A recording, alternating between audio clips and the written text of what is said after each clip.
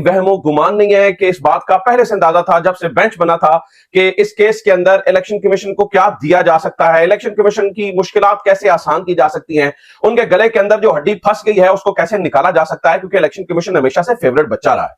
यानी तब से जब से इमरान खान का वो उन्होंने समरी तहरीर की और इलेक्शन होने से तब से लेकर आज तक सिकंदर सुल्तान राजा को हमेशा अदालतों ने और खास तौर पर सुप्रीम कोर्ट ने फेवर ही दिया है, कहा ठीक है अगर आप ये नहीं कर सकते तो चलिए कर ले। और सिकंदर सुल्तान राजा साहब ने तब से लेकर आज तक मुल्क की तमाम तबाही के जिम्मेदार वो है।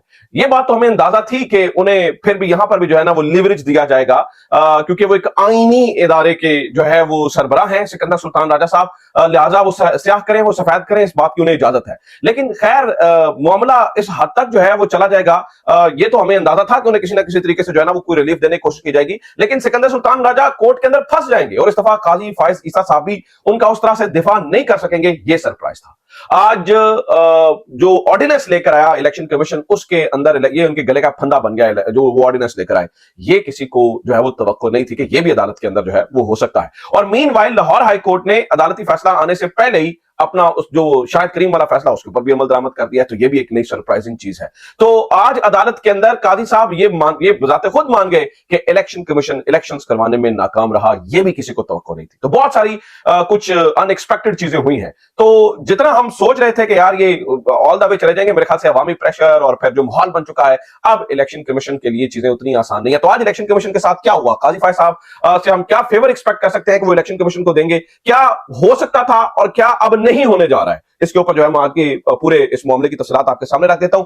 आज इलेक्शन कमीशन का वकील भी सुप्रीम कोर्ट में जो दो रुकनी बेंच है उनके सामने पेश हुआ, यानी कि काजी फायज ईसा साहब और नईम अख्तर अफगान साहब, और जो पाकिस्तान तहरीक इंसाफ के वकील हैं सलमान अकरम राजा, ये भी इनके सामने पेश हुए। यानी कि इलेक्शन कमीशन का वकील भी था तहरीक इंसाफ यानी सलमान अकरम राजा भी थे जिन्होंने ये चैलेंज किया हुआ था, और जो पहले भी इस पूरे मामले को लड़ रहे थे। और क्योंकि ये तो केस खैर बहरहाल इलेक्शन कमीशन लेके गया ना सुप्रीम कोर्ट के अंदर, और बाकी भी तमाम सीनियर वकील वहां पे मौजूद थे। तो जनाब गुफ्तगू शुरू होगी अब इस पूरे केस के ऊपर। अब सुनिएगा कि कहां कहां पर इलेक्शन कमीशन की नकाती हुई है। इसमें नाज़रीन किराम कोई शक नहीं है कि आर्टिकल 219 सी के तहत ट्राइब्यूनल्स बनाना इलेक्शन कमीशन का काम है। लाहौर हाईकोर्ट भी इससे मुकरी नहीं है। लाहौर हाईकोर्ट तो कह रही है कि ये पिक एंड चूज का क्या कहानी है, ठीक है। तो इस हद तक आज चीजें बड़ी सारी क्लियर होगी। और फिर मुझे लगता है कि बहुत बड़ी फतह होने जा रही है वो तहरीक इंसाफ की या फिर अदालत की, वो ये है कि ये जो रिटायर्ड जजेस वाली कहानी ने शुरू की हुई थी, रिटायर्ड जजेस वो जो है ना वो ऑर्डिनेंस तो उड़ने जा रहा है, क्योंकि अदालत ने ऑर्डिनेंस की हद तक कह दिया कि ये क्या ड्रामेबाजी है। तो इलेक्शन ट्राइब्यूनल जो है वो इलेक्शन कमीशन नहीं बनाने हैं, हाजिर सर्विस जजेस पे बनाने हैं। वो कैसे बनने हैं इसके ऊपर जो है वो बातचीत हो रही है। क्या वो सिर्फ इलेक्शन कमीशन अपनी मर्जी से बनाएगा, या जो पिक एंड चूज करेगा, या वो चीफ जस्टिस को कहेगा वो जनाब पैनल भेजेंगे, ये किस तरह से होगा? सारा केस अब इस मामले के ऊपर जो है वो लटका हुआ है। तो देखिए आज अदालत के अंदर क्या हुआ, मैं पूरी जो है वो कहानी आपके सामने कर देता हूं। इलेक्शन कमीशन के वकील सिकंदर बशीर और पीटीआई के वकील सलमान अकरम राजा अदालत में जो है वो पेश हुए। इलेक्शन कमीशन के वकील सिकंदर बशीर ने दलाइल देते हुए कहा कि इलेक्शन एक्ट 140 के तहत इलेक्शन कमीशन ने जजेस तैनाती के लिए लाहौर हाईकोर्ट को खत लिखा। इलेक्शन कमीशन ने रजिस्ट्रार लाहौर हाईकोर्ट को 14 फरवरी को खत लिखा। इलेक्शन कमीशन ने मौका अपनाया। अब ये यहां पर दो नंबरी हो रही है। देखिए, रिटायर्ड और हाजिर सर्विस जजेस के पैनल की लिस्ट फराहम की जाए। इलेक्शन कमीशन ने ट्राइब्यूनल का नोटिफिकेशन उसी रोज कर दिया था। रावलपिंडी भावलपुर ट्राइब्यूनल का नोटिफिकेशन 26 अप्रैल को किया गया। अब यहां पर नाज़रीन किराम जो इन्होंने दो नंबरी की वो ये है कि सबसे पहले जब चीफ जस्टिस आमिर शहजाद नहीं थे, सॉरी ये शहजाद मलिक नहीं थे, तो शहजाद मलिक से पहले जो हमारे मोहतरम और बड़े ही नामवर चीफ जस्टिस थे, मैं जिक्र नहीं करूंगा क्योंकि उनके दौर में चीजों ने इस तरह दो दफा पलटा खाया हुआ है, तो उन्होंने जो दो जज दिए वो तो इलेक्शन कमीशन ने बगैर चूचा लगा दिया, उसके ऊपर कोई एतराज नहीं है। शहजाद मलिक साहब थे, जब इन्होंने जजेस मांगे तो पहले उन्होंने 9 मांगे थे, हमारे जो चीफ जस्टिस पुराने थे उन्होंने 2 दिए। फिर जब ये इन्होंने मांगे तो उन्होंने पूरी जो है ना वो बंदों की लिस्ट फराहम की, इसमें उन्होंने 2 जजेस को लगा दिया और बाकी को कहा जी नहीं, यानी कि pick and choose, hand pick किया, पिक एंड चूज किया इसके ऊपर। तो ये मामला शायद करीम साहब की अदालत में गया था और उन्होंने ये जो रावलपिंडी और इधर उधर के जजेस लगाए थे वो नोटिफिकेशन भी मुअत्तल कर दिया था। अब आगे चले, ये मामला नहीं उधर बता रहे कि भाई हमने क्या कहा और आगे से क्या जवाब मिला, हम किस तरह से हैंड पिक कर रहे थे जजेस को या पिक एंड चूज कर रहे थे, ये जो है वो इलेक्शन कमीशन का वकील अंदर जो है वो नहीं बता रहा है। तो फिर उन्होंने ये कहा कि जनाब हमने रिटायर्ड और हाजिर पैनल की लिस्ट फराहम की जाए। इलेक्शन कमीशन ट्रिब्यूनल का नोटिफिकेशन कर दिया था। रावलपिंडी भावलपुर ट्रिब्यूनल का नोटिफिकेशन 26 अप्रैल को किया गया। इसके ऊपर जनाब एक बात पे गर्मा गर्मी भी हो गई, वो ये कि वकील सिकंदर बशीर की उन्होंने इस्तेमाल किया लाहौर हाईकोर्ट के लिए मौजज का लफ्ज, इसके ऊपर काजी फायजा साहब गुस्सा कर गए। जो है ना वो हाईकोर्ट मौजज नहीं होती है, सुप्रीम कोर्ट या पार्लियामेंट मौजज नहीं होती है, हाँ वो मेंबरान मौजज होते हैं। इलेक्शन कमीशन के लिए भी आखिर क्या मौजज का लफ्ज इस्तेमाल कीजिए, मतलब काजी फायजा साहब का ना मुझे ये समझ में नहीं आती है।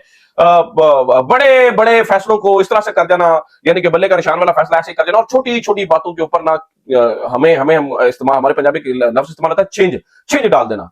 क्या आपने सरदार का लफ्ज अपने साथ क्यों लगा रहे हैं, हमारे साथ मौजज का लफ्ज क्यों लिखते हैं, माय लॉर्ड क्यों, मतलब इस तरह की चीजें जो है ना वो उसके ऊपर छीन डाल लेते हैं। तो अभी वो उनका नया मुतालबा है, वो करेगा तो फिर इलेक्शन कमीशन के साथ भी मुअज़्ज़ज़ का लफ्ज फिर लिखिए। भाई इलेक्शन कमीशन का किसी भी तरह से कोई मुअज़्ज़ज़ किरदार रहा हो तो इलेक्शन कमीशन के लिए 1 लाख दफा मुअज़्ज़ज़ का लफ्ज लिखना चाहिए, लेकिन इलेक्शन कमीशन का किरदार ही मुअज़्ज़ज़ नहीं है। इलेक्शन कमीशन ने तो मुअज़्ज़ज़ से उलट काम किया है, तो फिर उसके ऊपर क्या ही किया जा सकता है। अच्छा जनाब, अब आगे जब जाके जहां पे जाके इलेक्शन कमीशन का मामला खराब होता है ना, मैं वहां पर चला हूं। वकील सिकंदर बशीर ने मुअज़्ज़ज़ लफ्ज इस्तेमाल करने पर माजरत कर ली। चीफ जस्टिस काजी फायज ईसा ने कहा अगर ऐसा कर सकते हैं तो फिर इलेक्शन कमीशन के लिए भी मुअज़्ज़ज़ का लफ्ज इस्तेमाल करें।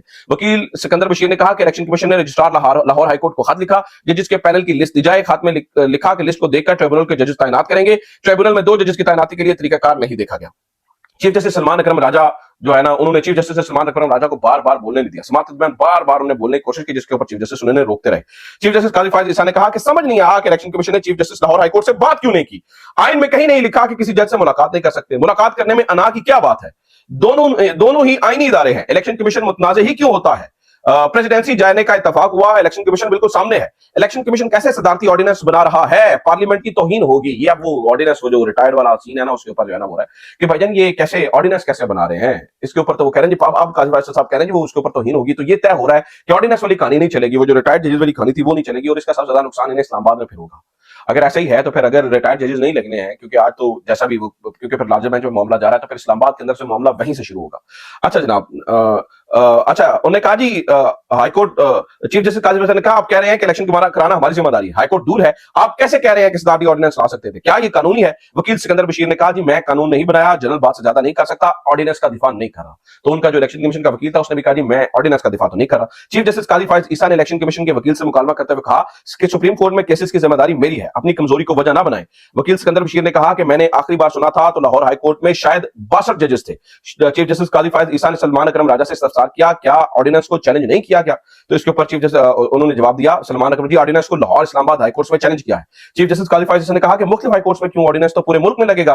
तो वकील सलमान अकरम राजा ने कहा जी हमने 9 जज मांगे थे, 2 दिए थे, इलेक्शन कमीशन को 4 अप्रैल को 6 जज दिए। अच्छा इसके ऊपर उन्होंने कहा था कि ताकि ये बात ना हो जी यहाँ लाहौर की हदूद लगती है जी, यहाँ पर नहीं होता, तो इस मसले को खत्म करने के लिए हमने जो है वो इसको चैलेंज किया। चीफ जस्टिस काजी फायज ईसा ने इस्तफसार किया कि क्या इलेक्शन ट्रिब्यूनल के लिए आइन क्या कहता है, पार्लियामेंट कानून बनानी है, हमने कानून की हिफाजत करनी है, जिसका काम है उसे करने दिया जाए। एक मीटिंग में बैठकर सब तय किया जा सकता है। ऑर्डिनेंस सुप्रीम कोर्ट में चैलेंज नहीं हुआ इसलिए नोटिस नहीं कर सकते। लेकिन यहां पर थोड़ी सी मुझे लगता है कि डंडी भी कराई गई है कि भाई ऑर्डिनेंस जो है उसके ऊपर हम नोटिस नहीं कर सकते हैं, तो आप ऑर्डिनेंस को नीचे चैलेंज कर लें, वो देखेंगे मामला, लेकिन ऑर्डिनेंस बनाना तौहीन है, फना है। इस मामले को अब मुझे बादी नजर में ये नजर आ रहा है कि इसके ऊपर जो है ना वो स्टे हो जाएगा, लाहौर हाईकोर्ट के बनाए हुए ट्रिब्यूनल्स को काम करने से रोक दिया जाएगा। जब तक मैं ये वीडियो रिकॉर्ड कर रहा हूं तो तब तक अभी तक यही प्रोसेस हुआ है। उसके बाद हो सकता है मेरी वीडियो के बाद स्टे दिया जा चुका हो। जब आप ये वीडियो देख रहे हो तो स्टे दिया जा चुका हो। तो बहरहाल अभी तक इस तरह की खबर नहीं है। दूसरा, लाहौर हाईकोर्ट ने भी जनाब वाला अब उसके ऊपर कहते हैं सोने के ऊपर सुहागा, उन्होंने भी काम करना शुरू कर दिया। उन्होंने काम करना किस तरह से शुरू किया है,